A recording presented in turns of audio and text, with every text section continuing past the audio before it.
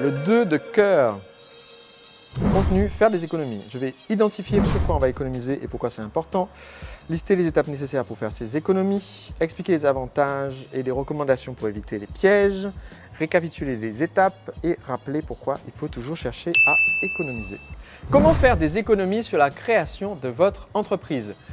Lorsqu'on lance une activité, une des premières choses qu'on a tendance à faire, c'est de se dire « Ok, il me faut des cartes de visite, un bon site web, il me faut aller déposer les statuts, il faut que je choisisse le bon statut administratif, donc je vais peut-être demander à un comptable ou un conseiller juridique de m'aider. » Et en fait, très vite, on se retrouve à dépenser de l'argent alors qu'on lançait l'entreprise à la base pour gagner notre vie et donc gagner de l'argent.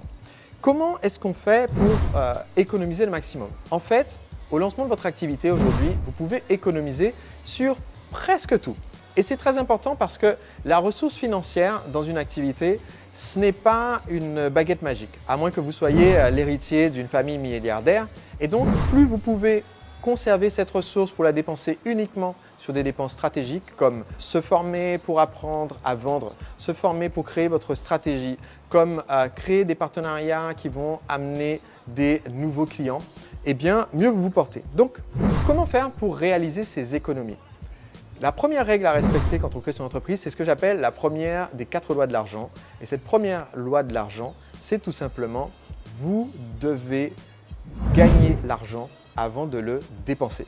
Ça veut dire que toute dépense qui ne vous sert pas directement à amener le premier client qui va vous faire un chèque doit être éliminée.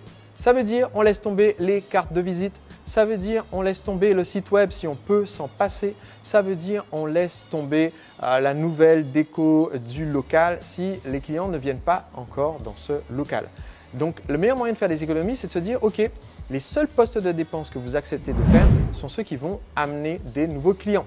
C'est le déplacement pour aller dans un événement où se trouvent vos clients potentiels. C'est le fait d'investir quelques euros en publicité sur Internet pour pouvoir amener des prospects sur votre étude de marché. C'est prendre un forfait téléphonique qui vous permet d'appeler les prospects et de les démarcher pour pouvoir faire signer des contrats. Quand vous faites ça, non seulement vous faites des économies sur toutes les autres dépenses, y compris les dépenses administratives, mais en plus vous faites les activités qui font rentrer de l'argent. Donc quelques semaines plus tard, vous avez davantage de ressources financières à investir dans votre entreprise. Donc, je récapitule. La première chose que vous devez faire pour créer votre entreprise, c'est aller chercher des clients et vous devez le faire de la façon qui vous économise le plus de votre ressource financière. Comme cela, cette ressource financière qui vous reste, vous pourrez l'investir pour aller chercher davantage de clients quand vous connaîtrez votre séquence de vente optimale.